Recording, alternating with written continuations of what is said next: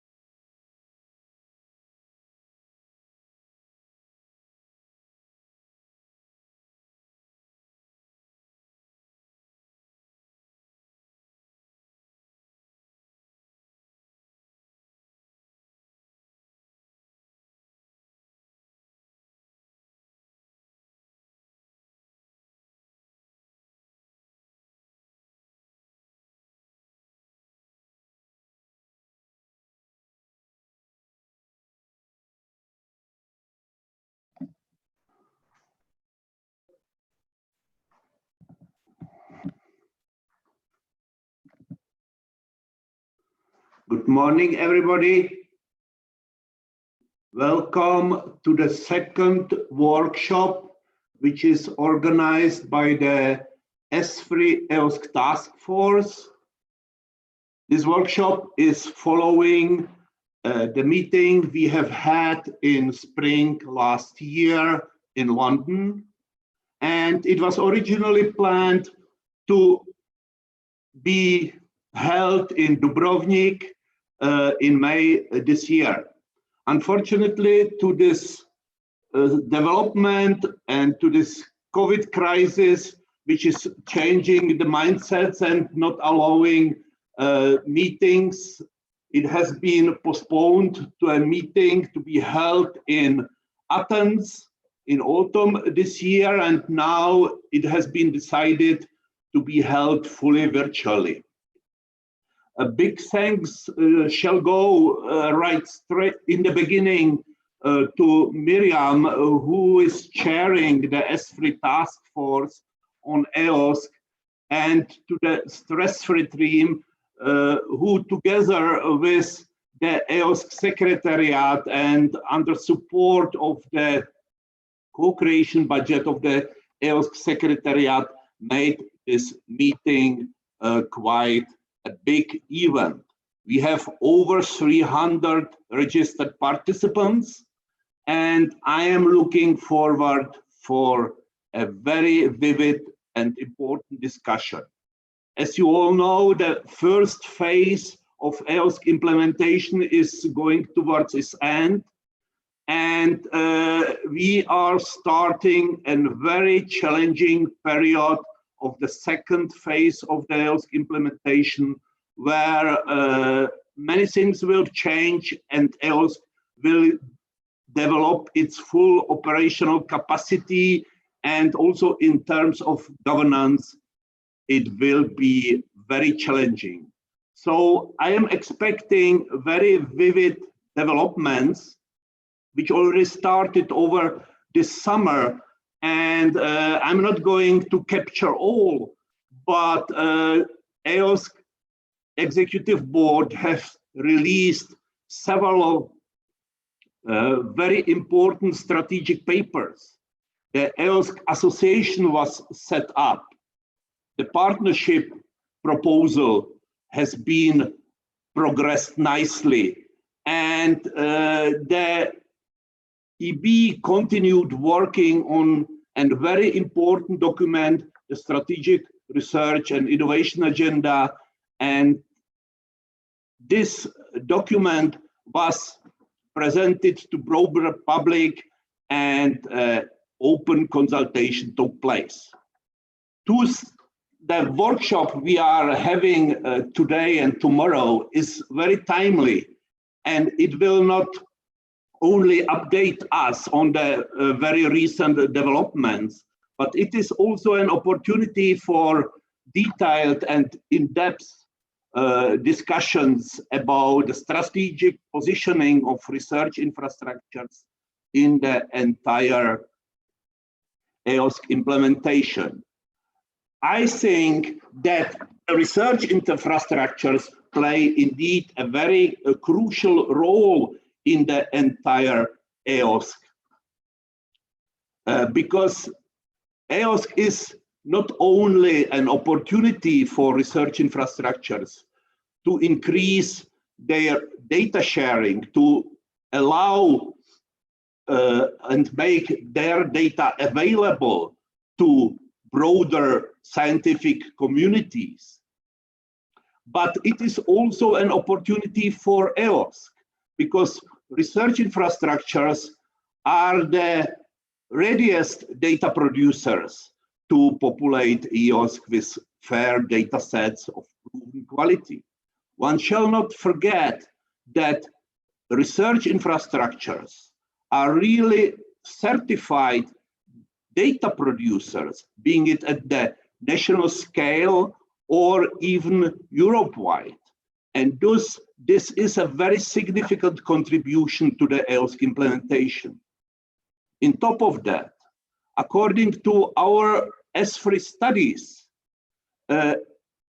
almost 15% of the operational budgets of research infrastructures go in average directly to data management and data-related services. So also in terms of financial contributions, research infrastructures have the capacity to be a very significant contributor to the EOSC implementation in kind. I would like to stop here, but still I think that several points have to be highlighted.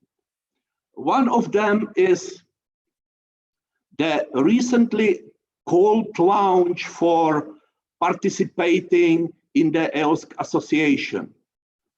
There were several expressions of interest, but I have realized that not all of the research infrastructures, at least from the ESFRI list and others which are on the national scale but with pan-European importance, have considered to join the first stage or first phase of and have not applied yet for the partnership or federation to the EOSC Association.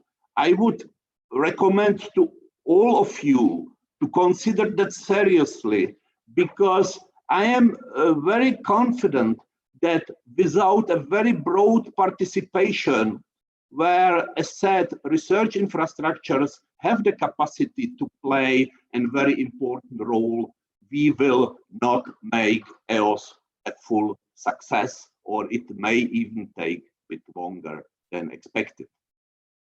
I also advise all of you to carefully listen to all the presentations from today, because we are really at the break point where the development, the implementation of EOSC is increasing in speed, and it is very important that we as research infrastructures are very well informed about the developments to take strategic decisions on scale. I hope that meanwhile we can welcome Anna with us. Can somebody give me a hint whether Anna already joined? Yes. So without any ado, I am inviting Anna Panagopoulou. Anna, please, we are waiting for your presentations. I see you already. Yeah. Welcome. Can you hear me, Jan? Can you hear me? Yes, Anna, perfectly. Thank you for joining. The floor is yours. Okay, good morning to everybody. I'm very pleased to be with you today at this conference, where we would like to see how we can bring closer and if not together the two words of the ESFRI, of the research infrastructures, and the EOSC, and how through our discussions that we are going to have during the 2 days, we can see how research infrastructures will support shaping EOSC. First of all, I would like to say that I'm extremely happy that I'm with you today at this very moment of the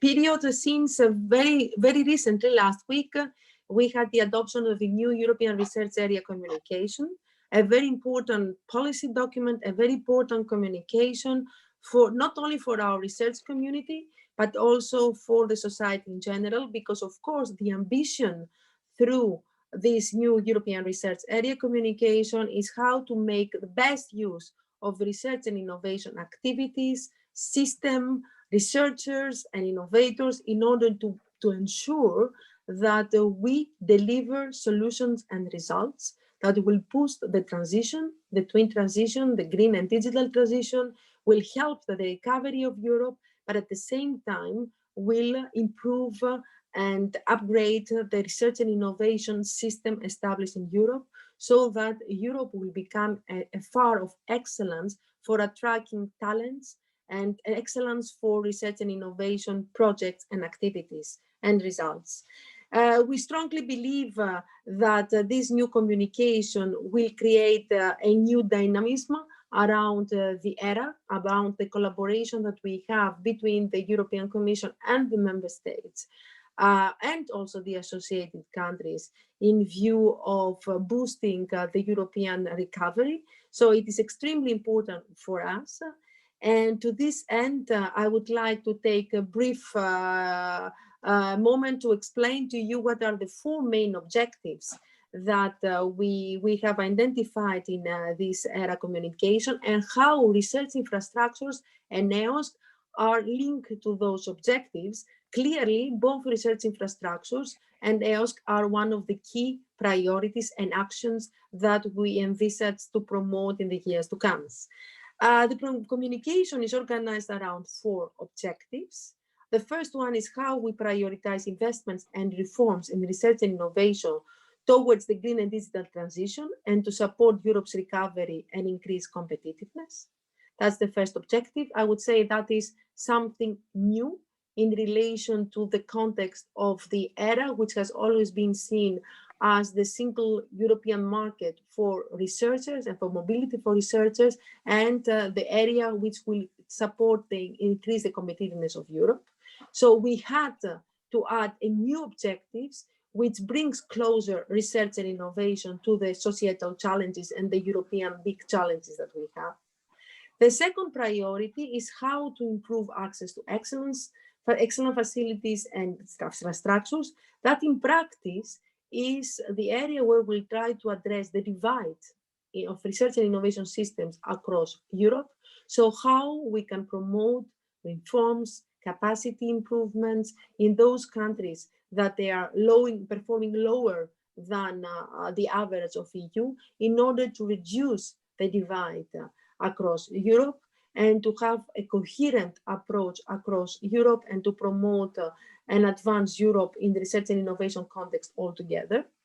Then the third point that we felt that is very important to address, and it's also linked very much to the activities and the work of research infrastructures, is how we will be able to transfer the results that we have from research and innovation to the economy, how we will be able to use the knowledge that we acquire through research and innovation in the benefits of the economy, the benefits of the society, in the benefits of the business that we creating in Europe, and to boost the more synergies between the research and the industrial and business environment, and to promote the uptake of the research results, to deliver solutions that are important for the economic growth of Europe. They are important for the strategic autonomy, the strategic sovereignty of Europe, and they are important also for the society. And the fourth objective, which is where you can find mostly the classical ERA, is how we can deepen more ERA. And this part addresses all the issues of research infrastructures and technology infrastructures. It addresses the issue of EOSC and open science and open access, the issues of the researchers of careers, of the careers of researchers and attraction of talents. It is what we would used to see as part of the era. Now, it is important to highlight that although we have 4 distinct objectives and 14 actions that are combining those objectives, the improvement of R&I system and the benefit for research and researchers, in our view, it's across the whole communication. By prioritizing investments on research and innovation, it will also support the researchers per se and the research activities. By putting concrete targets, because there are some concrete targets on how we can promote more investments and support to research and innovation at national level, it will support the research and innovation ecosystem and environment also, where the researchers, we can have better opportunities for career development, and even more, we will be able to attract more young people to research and innovation. I would like also to highlight 2 distinct actions in this communication that they are very much related to our discussion today. First of all, we have action 10, which is the part which is related to the research and innovation, the research infrastructures. As we all recognize through different discussions that we had in the past, through the workshop that was organized, the conference that was organized under the presidency, the Croatian presidency on research infrastructures. Research infrastructures could be a driver for creation of data, of knowledge, will be a place where the researchers should and will have access in order to do their research. Will it be a place where, in relation to with other stakeholders such as universities, businesses, other research organizations could establish a competitive research innovation ecosystem at regional level, which could promote the growth at regional level as well. So there are different approaches and different benefits of promoting research infrastructures. And the work that is done in the context of ESFRI, with its white paper, has been already recognized and taken on board in the drafting of this communication. And also now we are in a very important moment that the new proposals are submitted under ESFRI. Therefore, it is very important how we will be able, through the selection of the new proposals under ESFRI, will be also able to promote action 10, which has to do with the implementation and the upgrade of the research infrastructures in Europe to the world-class research infrastructures ecosystem, which is able to deliver a broader EU's policy priorities. So this is what we expect. And in addition to that, there is a new element in ERA communication that it's going to take shape. And this is the role of technology infrastructures, the technological infrastructures that complement the role of the research infrastructures. They make the bridge between research and innovation and the needs of the industry and the needs of the business.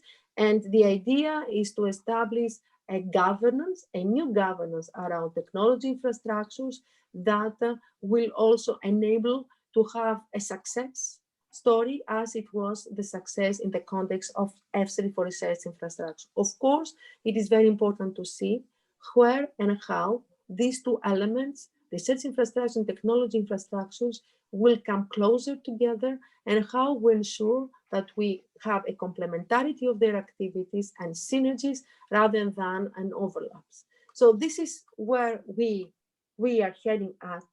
And the next action that it has been included as part of the deepening era, it was a specific action in relation to the open science and open access and to the development of EOSC. Jan explicitly praised the work that was done over the last year in relation to the European Open Science Cloud. It is an important period for the upgrade of EOSC to bring a prototype. We had established a very good governance. We want to establish even a stronger governance, and if even more a partnership the new SDL, the new has been already established, and we have already a lot of members that they are willing and they have signed to be part of this new partnership on EOSC, but we need more.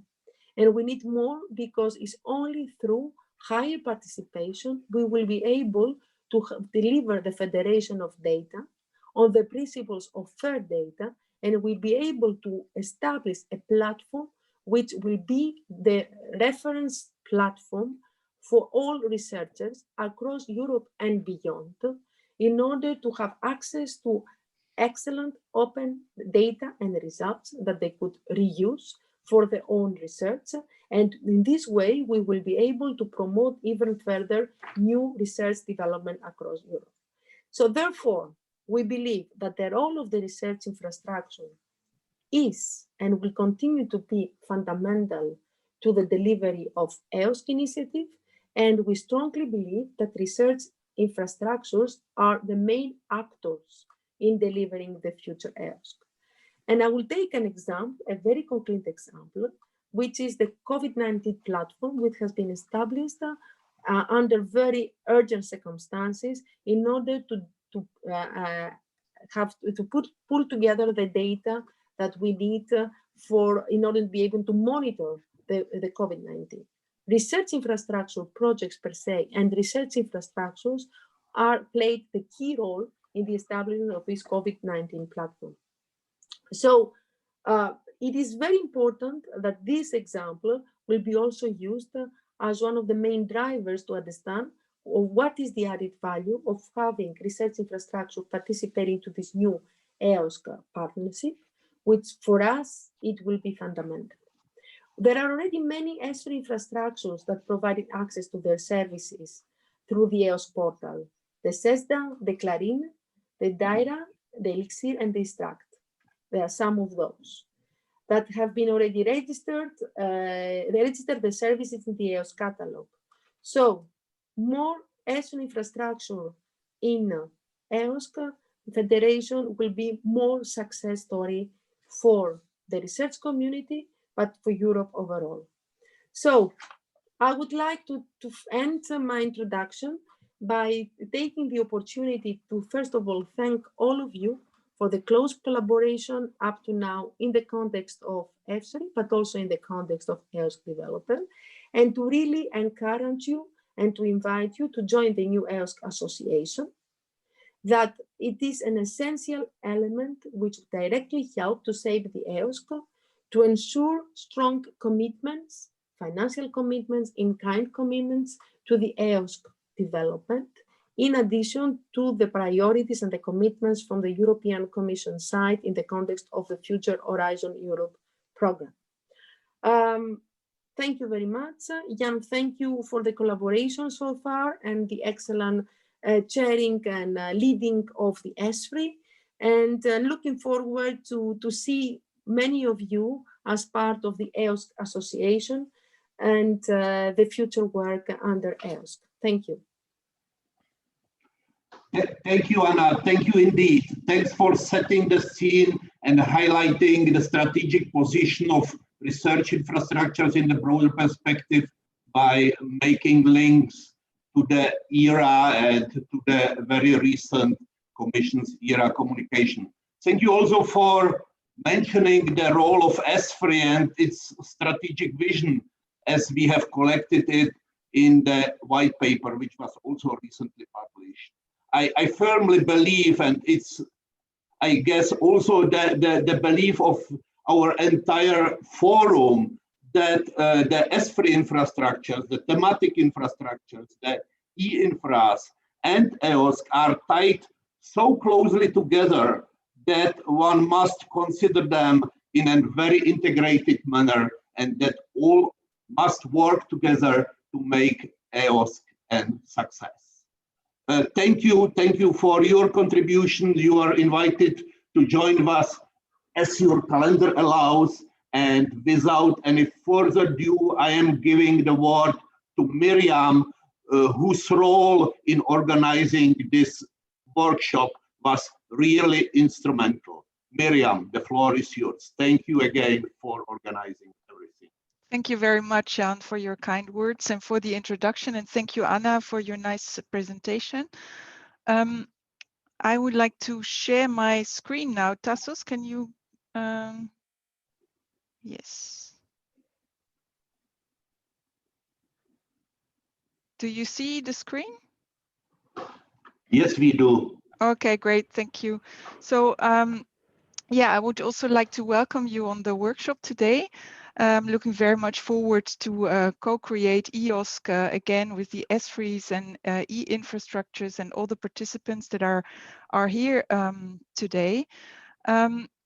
So I would like to explain you a little bit the scope of the workshop and also show the activities of ESFRI regarding to EOSC over the last year, and show you the program of the workshop, and then tell you something about the logistics for the breakout sessions. But before I start that, I would like to encourage you to use the question and answer facility that you find on the lower part of your screen in the Zoom, where you can just put your answer, your questions, and then they will be answered, or you can use the chat facility. So as Jan already said, there were several ESFRI EOSC events organized or planned. So the first event took place in London in January 2019, called so ESFRI and EOSC, How Do They Tango? Then the ESFRI task force, which I'm chairing, was built in July 2019. And then we organized the La Palma event, or the data session on the La Palma event, in November 2019. And the outcome of that event was, from the roundtable discussions that we had there, was flew into the section 2.5 in the ESFRI white paper, which is on high quality open research data and the role of ESFRI in EOSC. So this workshop in La Palma was very important for this input into the white paper. Then we started to plan several workshops, but due to the crisis, we never had the workshop. So at the Zagreb presidency, we wanted to have a data session, but due to the digital nature, we couldn't have it. There was no time for it. Then we wanted to have a face-to-face meeting, and this was actually this meeting, which is now in Zoom, that we wanted to have next to the Inspire conference in May in Dubrovnik. But as you all know, it unfortunately didn't work out. And as Jan mentioned already this morning, this workshop should have been face-to-face in Greece. And now we are all here in Zoom. So, but nevertheless, I think it's very good that we're all together and can have this workshop today and tomorrow. And as Anna and Jan already mentioned, is that the workshop is centered about the thematic research infrastructures. And thematic research infrastructures and their communities are key stakeholders for the European Open Science Code and its uptake and its sustainability. And as we all know, research infrastructures are providers of thematic quality data and services, and also users of the EOSC horizontal data and services. And the broader the federation of thematic RIs in EOSC, and the broader the uptake of the horizontal services, the better the chances are for EOSC to be sustained in the longer term and to be a success. And the research infrastructure community also drives, of course, the data quality and leads the change of culture towards open science. So the program committee of this workshop worked since the start of 2020. And it's organized not only by the ESFRI task force, but also by the EOSC cluster projects, which were part of the program committee, the EOSC secretariat, and the stress-free people, which made all this possible, this huge organization. So we have around 350 registered participants. And very quickly, we go through the program of day one. So we are in this session right now. So ESFRI in the current state and including the governance, which we are going to hear in the next talks. And then we will have a breakout session adjacent to session 1. And then in the afternoon, we have session 2, which is gives us an update on the latest technical developments. And adjacent to session 2, there will also be a breakout session. So for tomorrow, the program is as follows. So we have horizontal EOSC services in the first session, and then we have session 4 with the Semantic ESFRI RIs and cluster projects, together with the future goals of EOSC. So the principle of EOSC, as was mentioned already before, is co-creation. And so EOSC is built together with bit by bit, and this is a slide that I got from Sarah, thanks again. And it's community driven, which is very important. And so this is what this workshop is all about co-creation of EOSC, and the ESFRI cluster projects already brought out their position papers and the planned contributions to EOSC, which is an important document that you can all download on Zenodo, and it will also be reported on in the sessions tomorrow. So today, the participants are from so the stakeholders, so ESFRI forum delegates, people from the ESFRI RIs, so projects, landmarks, cluster projects, then of the working groups of the EOSC Executive Board, EOSC Governance, and EOSC project representatives. And then there are people from Stress-Free, EOSC Secretariat, and from the European Commission, of course, and then the end users of EOSC and stakeholders and the other general audience. I would all like to welcome you. And now I just want to say something before we go into the session about the breakout sessions. So there are breakout sessions on the same topics that will be presented just after my presentation. And so the first topic will be EOSC Partnership and new legal entity status. And there will be 2 breakouts, and here you see the questions that will be discussed in this breakout. The questions are also available on the ESFRI website, so you can, if you are not registered for a breakout session, you can go to the ESFRI website and have a look at these questions. And then you can also interfere via the question and answer facility. So the other 2 topics are EOSC Strategic Research and Innovation Agenda. There we have 3 breakouts, and then the Our Lady document has 1 breakout. And this was all distributed regarding the amount of registrants that we had for the different breakouts. So during the whole conference, Victoria will be there from Stress-Free to tell you and guide you also how to go into breakout sessions and what to do. As we have only a limited amount of people that can go to the breakout sessions, we can only allow the people that registered beforehand to go into the breakout sessions. And something else that I want to say, that on the ESFRI website, there are also there are 5 questions that will appear in the poll during the webinar, and you can answer them in the question and answer facility that is available in Zoom.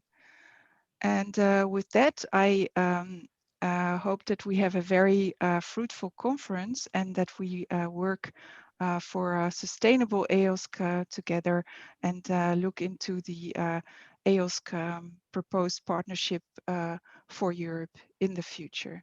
Thank you very much.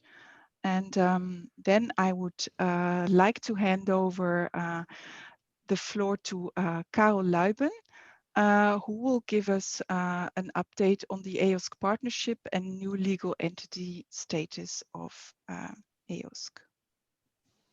Thank you very much, Mirjam. I will share my screen now. Let's see if it works. this should be my presentation, if everything Yeah. works all right. Works very well. You're welcome. Thanks for the invitation to talk here about the association and about the partnership. The association has been recently formed, as you just heard. There were 4 founding members. We decided in the executive board to have as little a small number as possible for the founding members, so that nobody felt left out, and then as quickly as possible onboard all those that are interested. And as you will see in a minute, the last count, which was 5 days ago, there were 83 organizations interested to join the association. It was incorporated as a AISBL on the 29th of July. This is an Association Internationale Sans But Lucratif, or a association without, not a non-profit organization, as you call in English. We obtained in the meantime, which we had not expected so early, the royal decree from Belgium, so the signature of the king. That happened on the 11th of September, meaning that if we will have our first General Assembly in which we onboard as many interested parties as possible, this will also be an official General Assembly, which doesn't need to be ratified later on in the second General Assembly. Eligible members will be provisionally accepted on the 27th of October, 28th of October, when we have our first General Assembly planned. And that provisionally means we have to check all the paperwork, we have to see that they fit all the requirements, and well, we are doing that on the way when they apply for membership on the website of the EOSC Secretariat, where you can do that. The first General Assembly, which we in the beginning called the real General Assembly, we were talking about pre-decree and after decree, but now we do have the decree. So the second General Assembly will be on the 27th, and there we have all members which we have appointed at the 28th of October, and they can then vote for the president, vote for the board of directors, vote about the budget, so that we do not take major decisions with the 4 of us. We said we will not take major decisions with the 4 of us, only the things that are necessary. And if we take decisions, we always do this with everybody agreeing, so no exceptions. This is a slide showing the status on the 30th of September. You can see that there are candidate members that have their paperwork in order, 52, 7 that are working on that. There are candidate observers that have their paperwork in order, and 1 that was at that time still working on it. And we also specifically listed the number of mandated organizations. As you may know from the statutes, countries can mandate an organization to speak sort of on behalf of their country, and those mandated organizations have additional voting rights for the major decisions to be taken by the organization. If we include the members that are already in the 4, then we have 2 additional mandated organizations. This is the Spanish and the Italian one, and then César and Géant are the other 2. So in total, it's 83 plus 4. But I haven't seen the count of today. I'm pretty sure it will be higher.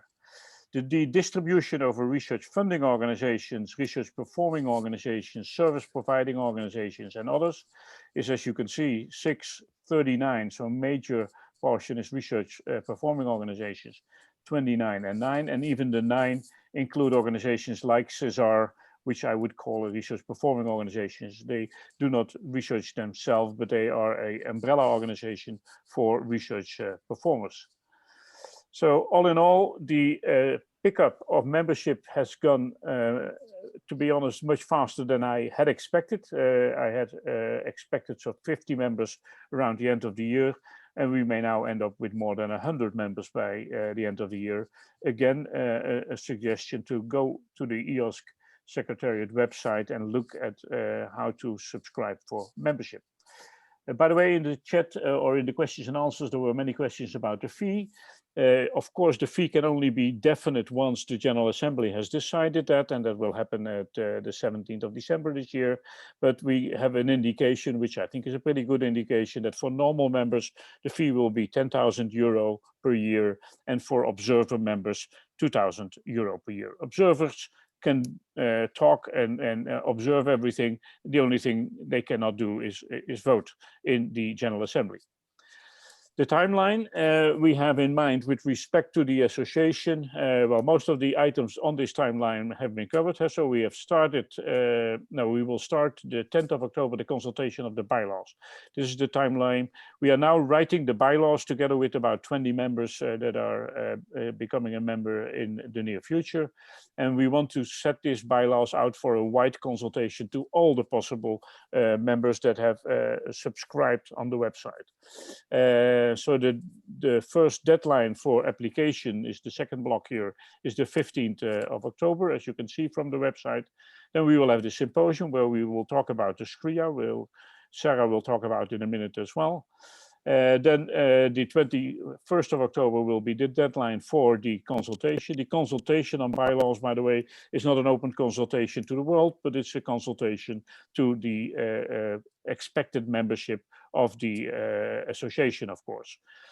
The pre-decree meeting on the 28th is now a normal General Assembly, as I just said, and by that time also the bylaws have to be discussed and finished in between that date and the 25th of October, and then November, sorry, and then at the end of November all the material needs to be in to have the voting process properly done, and then we can have the, well, it says here first General Assembly, but the formal General Assembly.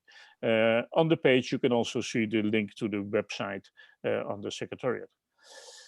That is the association. The intention of this association and the intention of the European Commission is to form a co-program partnership between the association and the Commission.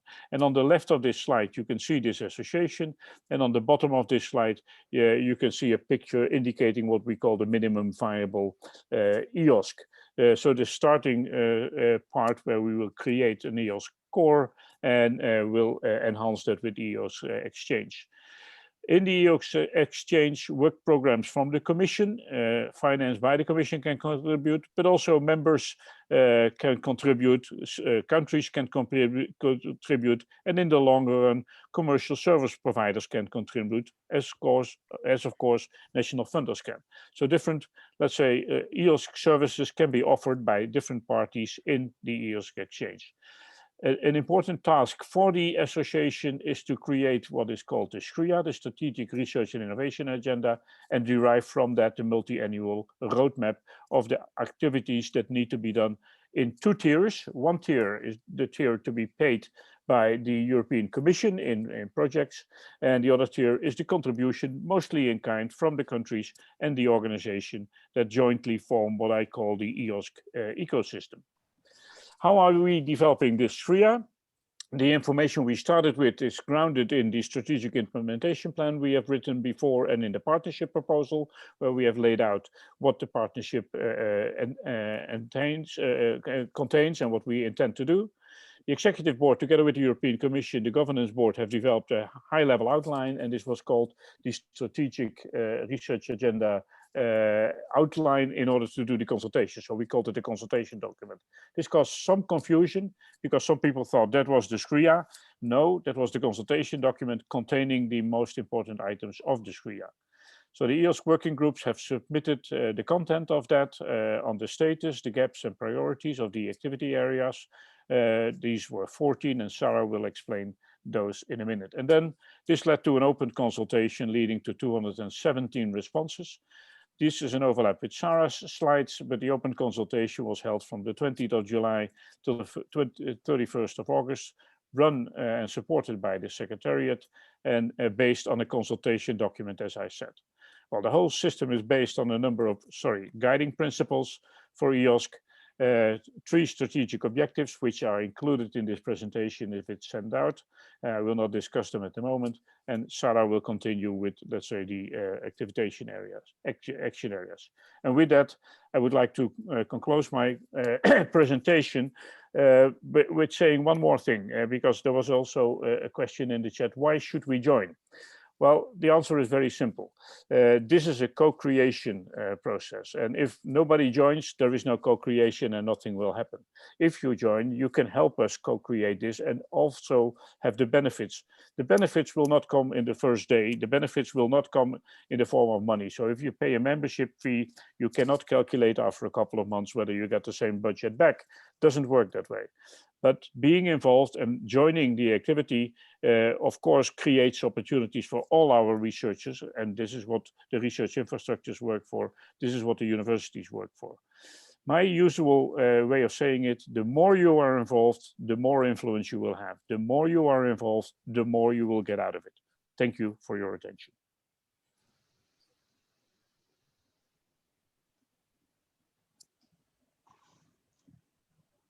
Mirjam, back to you, I think. You're muted, Mirjam. Okay, sorry now. Yeah, thank you, Karel, for this interesting and clear presentation. I would like to hand over to Sarah now and on her talk about the SRIA. Sarah, please. Yeah, excellent. Okay, so I'll just share and I'll put this on slideshow. There you go. Do you see the slides now? Yes, we can. Yeah, excellent. Okay, so as Karel mentioned, I'm going to talk you through the SRIA consultation process and the results that have come out of that. So we held the consultation over summer. I know many of you responded, so thank you very much to that. We had just over 217 responses. So there were 217 to the online web form, but there have been various documents that have been submitted as well. And within the consultation document, there are a number of areas, so guiding principles, the strategic objectives, and then we had the action areas and priorities. And what I'll do, I'll talk you through the kind of results we got on each of those. So first off, the guiding principles, there were 5 of these, and overall there was a positive response. You can see the dark green is where people strongly agree. And in each of these cases, there's a healthy amount of strong agreement with the principles. One principle got less than half, so 48% there, and that was machines and people. When you look at this, there's still a strong agreement, and there's many, 30-odd% that are still agreeing, but it did have a lower approval rating. And digging into the comments around that, I think a lot of people felt like, this is a later stage priority. So they agree that we should be making sure that things are machine actionable, but many communities don't have standards yet. So, we can't immediately jump to that, and we need to make sure we don't leave certain communities behind. So, it's important not just to look at the percentages here, I think to drill into the comments to understand the nuance of the agreement. When you look into these guiding principles, there are a number of comments that we needed to cover more than just data. I think there was a concern when we talk about fair data that it's quite a restrictive notion. I know certainly within my working group, we're applying that very broadly to data and all types of digital objects. So we're thinking about all of the outputs of research, including software, workflows, publications. But I think we maybe need to make that more explicit. There was also an emphasis that we need to respect the diversity of disciplines and address the long tail of science. We can potentially include some of these elements in these guiding principles. So when we're thinking about the multi-stakeholder approach, or maybe we need to add another principle about, being research-led or more inclusive. So that's something that we're debating at the moment in terms of how we respond to the comments. There were 14 action areas in the consultation document, and we broke these down into 2 types. So the implementation challenges are more of the kind of the building blocks, the technical elements that need to be in place to develop EOSC, and what we've called boundary conditions, I guess more of the policy side of things, more of like the soft or human infrastructure, things like the skills and training.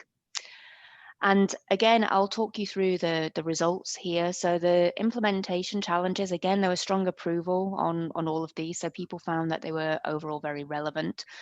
The ones that have got the were most popular or got the strongest ratings were identifiers, metadata, and the interoperability framework. From my perspective, that's really good because these are the kind of core elements of FAIR and ensuring that we can, make our content reusable. The metrics and certification and the resource provider environments were the ones that, you know, got the lowest approval ratings.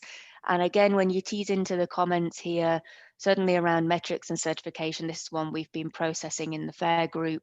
There was a lot of concern about how, you know, divisive metrics can be, and a concern about them being used in inappropriate ways. And we don't want to, again, kind of gamify the system or pose issues or restrict certain groups. So we don't, you know, certain communities, it's easier for them to be more fair because they have the standards or because they have certain infrastructure, and we don't want other communities to be left behind. So again, there was a sense that we have to be very cautious in how we apply metrics, and also that we have to ensure that we're doing testing and making sure that they're appropriate for all communities.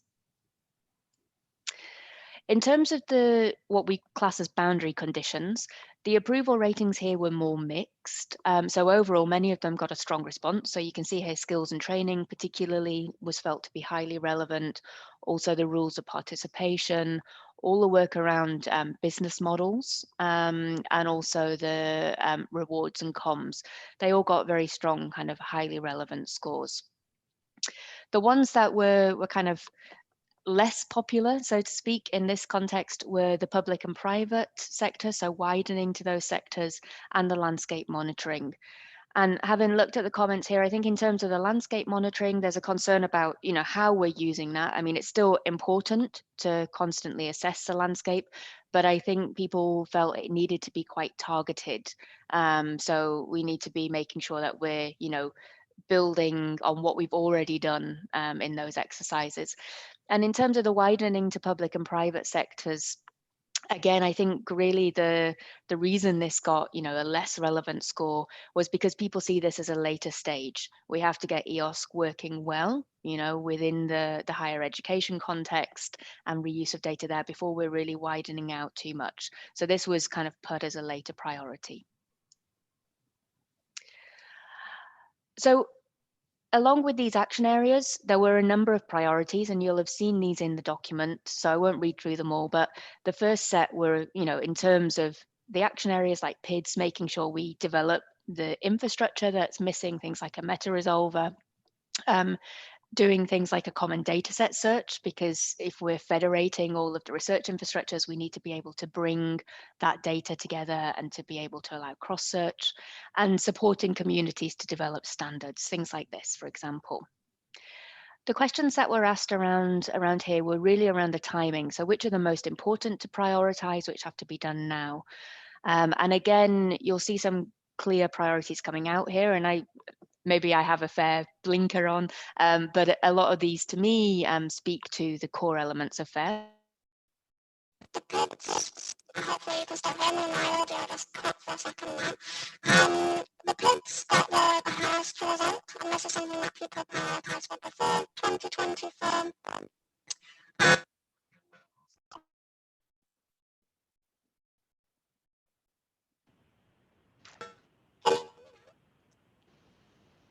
There's something on my screen, so I'm on mute. Hopefully you can hear. If not, somebody please speak out if you've not got the audio. Seems to be something wrong with your microphone, Sarah. Well, there's definitely something wrong with the sound. Maybe somebody has not closed off his or her microphone. Can you hear me on the laptop speakers now? Yeah, now it's fine again. Thank you. Now it's fine again, yeah. Okay. But you have to go back a little bit in time because we missed. So no worries. Okay, so I don't know if you heard the start of this slide, but effectively I was talking about the elements that have been prioritized. So the PIDs, the open specifications, so thinking about interoperability there, the data set search and the metadata standards were what came out as the highest priority, and the things that we need to address, you know, in the very first years. And again, in line with what we saw earlier, the metrics and certification was a lower priority. So people see this as, you know, a later stage. So it's still important, but not immediately pressing. In terms of the boundary conditions, again, we had a number of recommendations here. And I'm just, for time's sake, I'm going to just skip through to the priorities. People felt the comms were really important first. I think there's still a lot of confusion around EOSC, so having very clear comms, implementing the rules of participation. And the other things that came out very strongly here in the priority weighting were around the sustainability model. So assessing the costs and having a clear business or funding model for EOSC. And the ones that were less important were around the. So again, I think people are making quite a clear distinction about those first steps we need to make and the things at a later stage. Just to bring this to a close, there were a few elements people felt were missing. So I noted before, data was seen as quite a restricted notion, so we perhaps need to broaden out to digital objects. There was a request to increase the visibility of e-infrastructures and to make sure we're addressing all scientific communities. People were concerned that we were too focused on FAIR, want to make sure we don't forget the open agenda as well. And the sustainability came out very strongly. I think that's something we really need to emphasize. There were some potential new action areas that were proposed in terms of trust and software licensing, for example, and people felt we needed to perform the activities at different levels. So do some things at a national level, some at institutional, and some actually at global level. Things like PIDs need to be addressed globally. So just in terms of the next steps, we are kind of processing all of this feedback. So very grateful for all of your responses. We've already presented preliminary results to the governance board. We'll be getting version 8 of the SRIA ready for the symposium. And this will also be feeding into the Commission's work programme, their Destination 2 around EOSC. So we're chatting to them about the SRIA and the multi-annual roadmap and feeding that work in. So that was everything I had to say. Thank you very much, and apologies for the audio mess up in the middle, but hopefully you got most of that. Yeah, thank you very much, Sarah. That was very comprehensive and clear talk. And I think people know now much better what the SRIA actually is. I would like to go and hand over the floor to Bob now, and he will speak on the Iron Lady document. We are a little bit late in schedule, so I really would like to ask you to also keep to the 10 minutes, Bob. Thank you.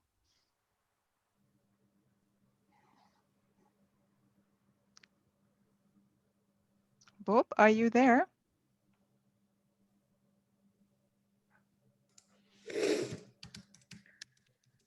Yeah, okay. Ah, okay, good. I'm allowed to do things, okay. You are allowed to do things, Yeah, yes.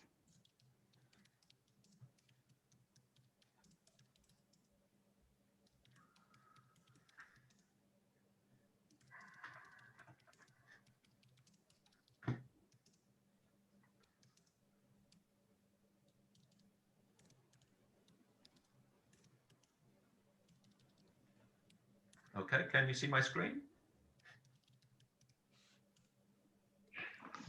It says that it's starting up. Yep, Yes. there it is. Very good. Great. Okay, well, thanks very much. Good morning, everybody. And as Mirjam said, I'll give you a very brief overview of the work of the Sustainability Working Group and the Iron Lady document.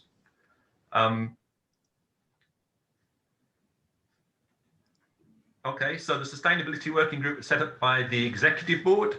There are two co-chairs, Rupert Luck from ENBL, Lydia Borel-Damin from Science Europe.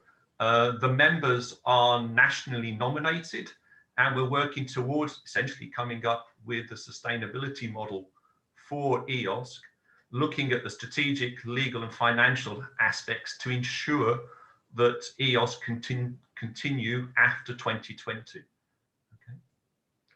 The process started last summer, and there's been a sort of series of evolving versions of a document. We started with the strawman back in September 2019. Feedback was received to this. More than 30 different written feedbacks were received. These were analysed, the analysis was published, and then they were used to update the document and produce the Tinman version at the end of last year. Again, feedback was gathered from those, analysed, published, and it led to the launching of a number of studies, which are all intended to contribute to the overall sustainability model for EOSC. We're now in the process of gathering the feedback from those studies, ongoing, some of them, and some of them already completed. And a draft version of the Iron Lady document has been sent to the Executive Board and the Governance Board. They're currently reviewing it, and it's expected that we'll be able to make more widely available a version, taking into account their feedback by the time of the symposium later this month. Then there'll be some more discussions about the document, and including final results and recommendations, so it'll be published later this year.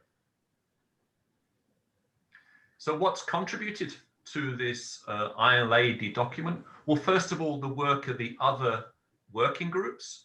We've held a number of discussions with the 4 working groups you see on the left, and I'm happy to say we've got alignment on a number of key elements for the European Open Science Cloud there. And also, as I said, there's been a series of studies that have been commissioned through the co-creation budget of the EOS Secretariat. You see the 6 of them there. The first one is the legal and strategic advice on the EOSC legal entity. This led and created the model for how to go about creating the AISBL, which as Karel has just explained to you, and that's completed. The other one that's ongoing is about the core operational costs. That's being performed by Across Limits and Boundaryless, and they will be explaining a bit more about those elements in the feedback session that follows this session. So you're welcome to join them there. The other important element, which is already finished, is a risk governance and risk assessment for EOS. That's been performed by the company AON Hewitt. They just delivered their final report, and that has been shared with the Executive Board and will be taken into account as well with the Iron Lady. The talk about expanding EOSC to the wider public sector and the private sectors, that's being performed by the Industry Commons Foundation. That work is ongoing, and we expect that to complete by next month. Jan has already mentioned the work done on landscaping, and we've made use inside the Sustainability Working Group of the study performed by the Digital Curation Centre for the Landscaping Working Group, for help us to understand which research assets can be federated via EOSC on what sort of timeline. And another element which we understand is very important as well for the research infrastructures is to do with long-term data preservation. There's a study started there by the Digital Preservation Coalition. That only started at the end of August, so it's unlikely that this one will complete before November, December. But it is being studied and is seen as an important element. To give you a quick glimpse of the draft Iron Lady document, here's a sort of the version that was shared with the Executive Board and the Governance Board. You've probably seen the Tinman version, so I can just highlight for you what's really changed in that. So first of all, there's a lot more material from the Landscaping Working Group already in the ideas around federated data and services, and more will.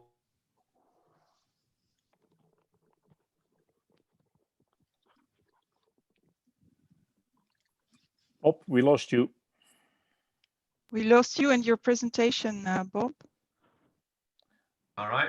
Am I live again now? Yeah, Yes. you're live again, but the presentation. But no presentation. No presentation. All right. Let's see what doesn't it like. You have to share your screen again, Bob. Yep, there it is. Okay, good. Thanks. Great, works. All right. So as far as I talked about the Landscaping Working Group, there will be more material added from the DPC study about long-term data preservation. The connections to Euro HPC and how that will work with EOSC has been expanded as well. We're also adding more material on the funding model that takes into account the results, ongoing results of the core operational cost, as well as some work being performed by EOSC Hub, OCRA, and so on. And yet more will be added in the further iterations of the Iron Lady document. Also, the expanding EOSC more from there, that study there as well. The governance has been revised, taking into account the results of the study plus the legal entity task force. And also we'll be adding more stuff on the risk study there as well. And of course, then the final Timelines are revised to match the SRIA and the partnership documents, and the recommendations are being written now. Okay. Of course, a major element of it is the minimum viable EOSC, which involves the core, of course, the federated infrastructure and exchange. I won't go into more details about that because Jean-Francois, from the co-chair of the architecture working group, will go into more details about this afternoon. But just to highlight, it's recognized that research data infrastructures and the federation of those into the minimum viable EOSC is a critical step, and building on the work of the cluster and regional projects. The timelines, so I said they've revised a little bit. Of course, again, the focus is very much on establishing this minimum viable EOSC, and then in later iterations, expanding to the wider public sector and the private sectors. If I can summarize what we see as sort of the added value for research infrastructures, first of all, a way of increasing the impact of research infrastructures by promoting the reuse of the research assets produced by the research infrastructures. Also facilitating cross-disciplinary research through the federation via EOSC, and also offer cost savings for research infrastructures and member states that support them, of course, through a common approach in how this happens across the different research infrastructures, and consequently potential economies of scale there as well. And as has been said as well, provide opportunities for research infrastructures to engage with industry. We know that many research infrastructures are already doing this, but this will offer them another channel and another mechanism to increase their engagements there as well. And I'd just like to finish with what we call the big picture point of view, which come back because there's been a lot of feedback to these series of documents. There's been a lot of interviews performed by the studies as well.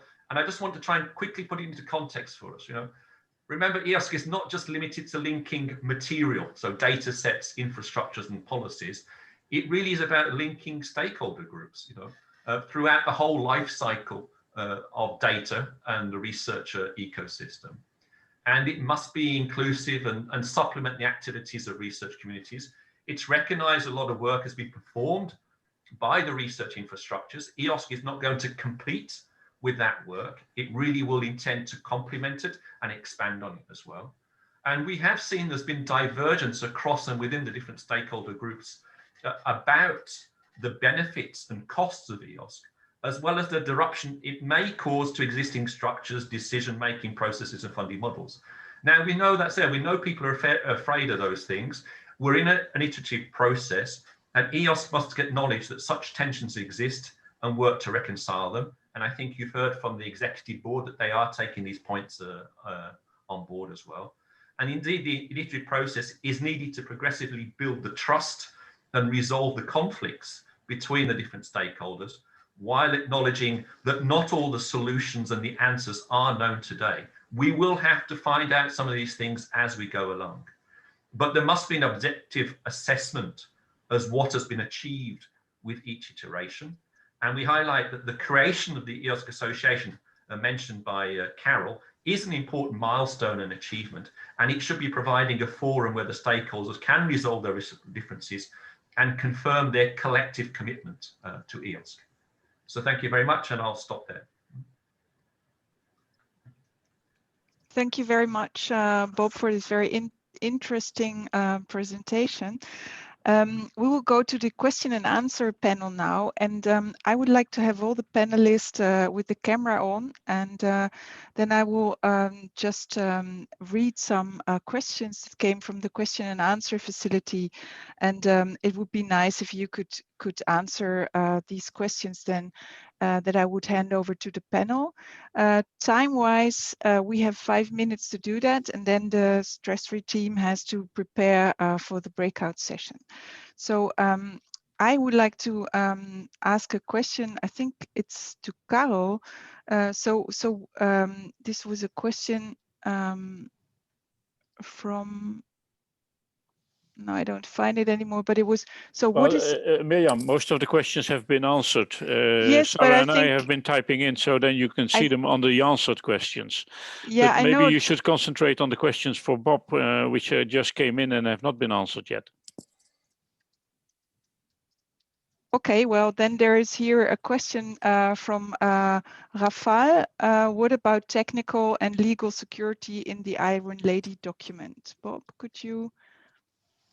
Yeah, so certainly the question of technical security is addressed, and it's recognized that security in terms of service operations and so on, cyber security is recognized. It also came out through the risk analysis as something that could have an impact on the reputation of EOSC.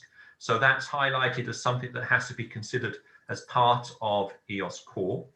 The legal security, that's a more complex situation. There are many aspects to it. The EOSC legal entity itself has some is a legal structure and has some responsibilities. There are questions around legislation and the different roles that are involved in EOSC, and some of this links as well to the rules of participation.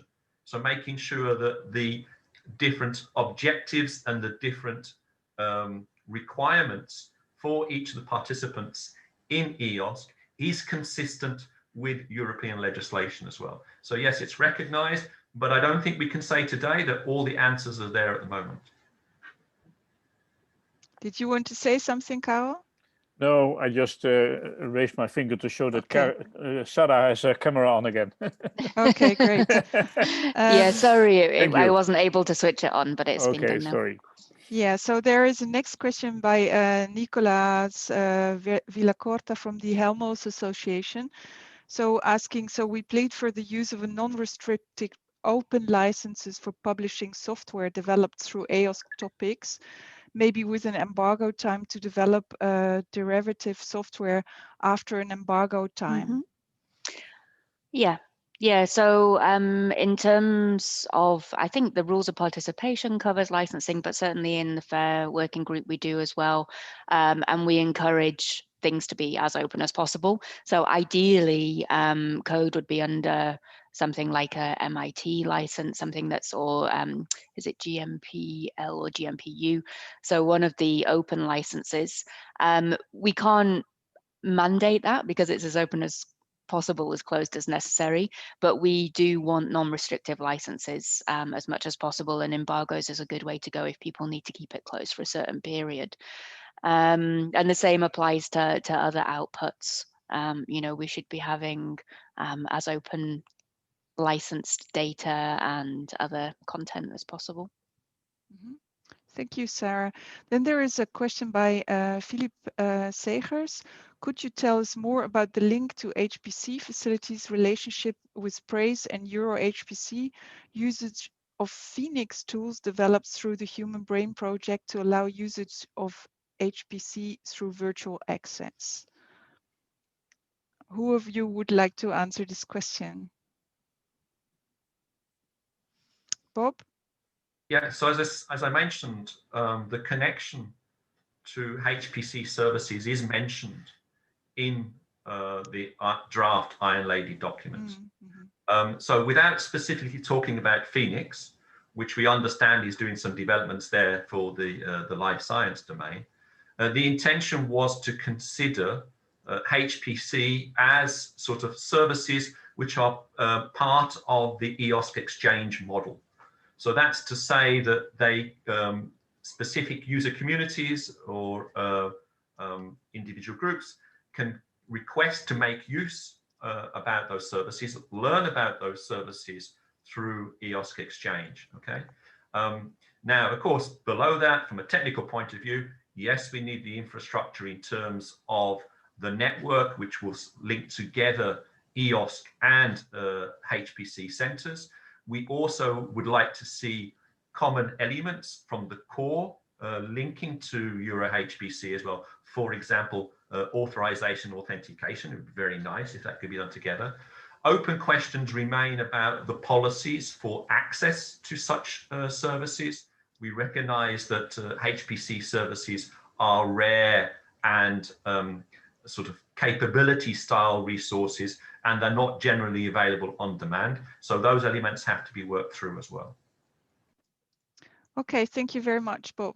Thank you all for participating in this panel. Unfortunately, we have to stop now because we have to start to put people in the breakout sessions. Could I? So, yes, sorry to interrupt. Could I? There were a couple of questions that I think actually really warrant a response. So if I could just very briefly talk to one.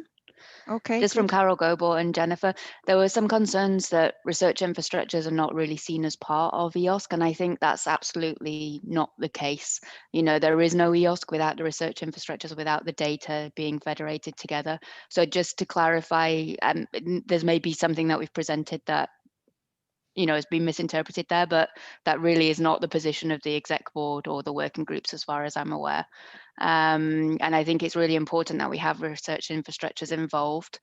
You don't need to be a member of the association to do that. You know, you can be federating into EOSC, you can be a user or a service provider without being in the association. So there's kind of multiple roles there. I've tried to answer in the chat, but hopefully just to alleviate some concerns. Thank you. Well, I think that this conference shows that research infrastructures are very important for EOSC. So I think that's very clear. Thanks for your answer to this question. So I would like to please all use the link that you received to get into your breakout session. We will be back in the breakout sessions at 11:30. Until then, you have a break, but please already use your link to go into the breakout so that the stress-free team can move people to the breakout sessions. And then we will reconvene in the breakout at 11:30 and afterwards in the plenary meeting. Thank you very Mirjam. much. Thank you.